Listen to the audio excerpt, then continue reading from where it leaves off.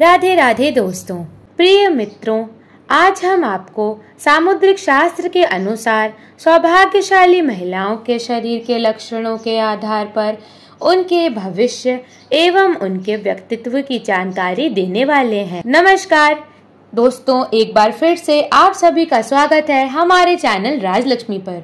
तो चलिए आज का ये वीडियो स्टार्ट करते हैं। दोस्तों, भारतीय संस्कृति में शुभ अशुभ व शकुन शगुन जैसी बातों को काफी महत्व दिया गया है। हमारा ज्योतिष शास्त्र इतना समृद्ध है कि इसमें हर चीज के पीछे छिपे अर्थ को विस्तार से बताया गया है। हमारे आसपास जितनी भी बातें घटित होती हैं, उनका संबंध हमारे निकट भविष्य से अवश्य जुड़ा होता है। हमारे शरीर पर ये कुछ चिन्हों का या तिलों का हमारे शरीर की बनावट में भी कुछ न कुछ अर्थ छिपा हुआ होता है। ईश्वर ने हर मनुष्य के शरीर की बनावट अलग अलग तरीके से की है। रंग रूप, स्वभाव, विचार, शैली, परिस्थिति आदि सब एक दूसरे से भिन्न है। सामुद्र शास्त्र हमारी वैदिक संस्कृति का एक हिस्सा है, जिसमें हमारे शरीर पर निर्मित इन सभी चिन्हों और शरीर के विभिन्न अंगों की बनावट का अध्ययन करके मनुष्य का भूत, भविष्य और वर्तमान बताया जाता है। हमारे शरीर पर जितने भी निशान या अलग से कुछ बातें होती हैं, उससे हमें काफी कुछ पता चलता है।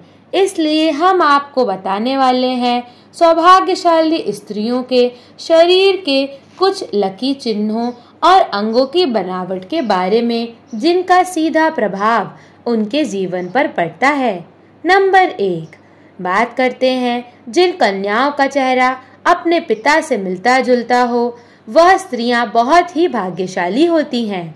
नंबर 2, जिन औरतों की नाभि बड़ी और गहरी होती है, वो स्त्री शुभ मानी जाती है। जिस स्त्री की नाभि बड़ी और गहरी और दाईं ओर मुड़ी हो, तो ऐसी औरत धन, सुख और संतान से संपन्न होती है और सुख समृद्धि उनके पैर चूमती है।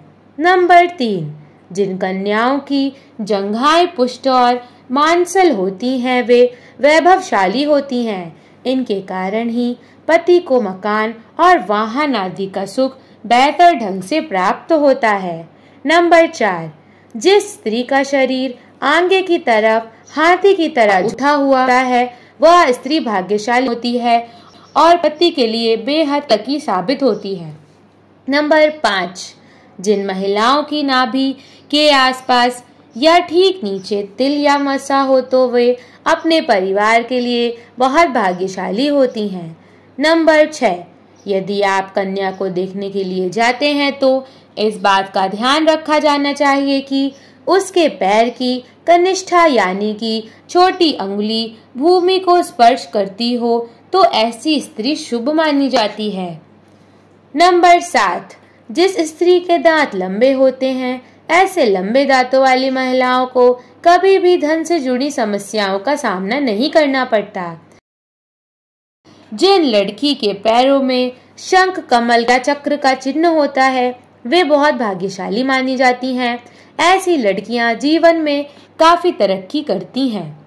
नंबर 8, जिन महिलाओं के बाल लंबे होते हैं, उन्हें भाग्यशाली माना जाता है। ऐसी महिलाओं को अपने भाग्य से सब सुख और आनंद प्राप्त होता है।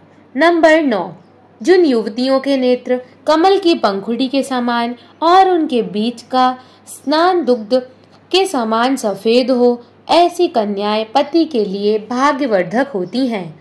नंबर 10, जिन लड़कियों का ललाट समतल और सिंदूर लगाने वाला स्थान कुछ उन्नत होता है, वे स्त्री सौभाग्यशाली होती है। इनके सुहाग की उम्र लंबी होती है।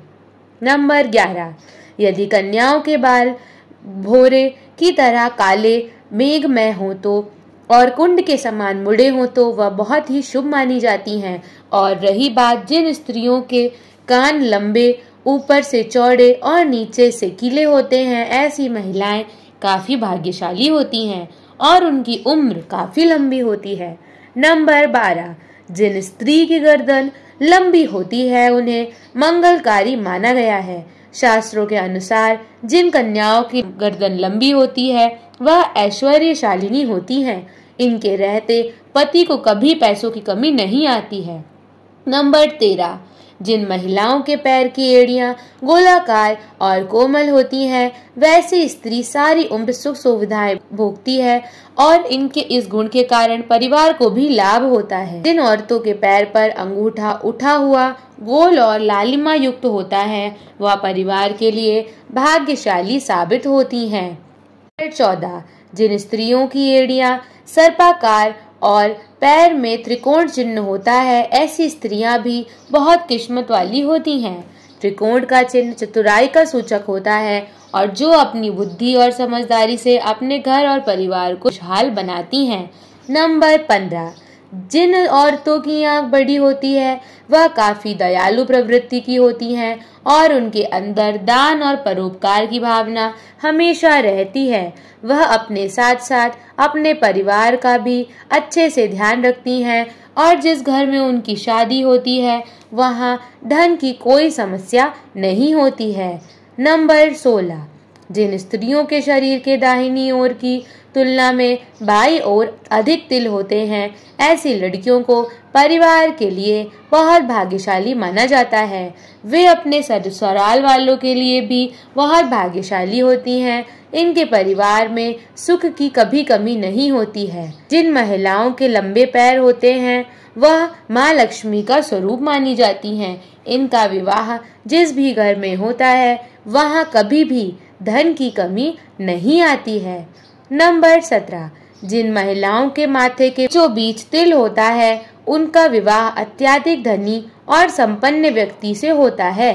अब अगली बात, जब महिला चलती है अगर उसके कदमों में लगातार धूल उड़ती है तो ऐसी महिला अपने परिवार के लिए संवर्धन का कारण बनती है। नंबर 18, जिन लड़कियों की जीभ लाल और कोमल होती है, ऐसी लड़कियों के जीवन में हर सुख की प्राप्ति होती है और इनके भाग्य इन्हीं तक सीमित नहीं रहता, बल्कि इनकी वजह से इनके परिवार वालों को भी सुख और आनंद की प्राप्ति होती है।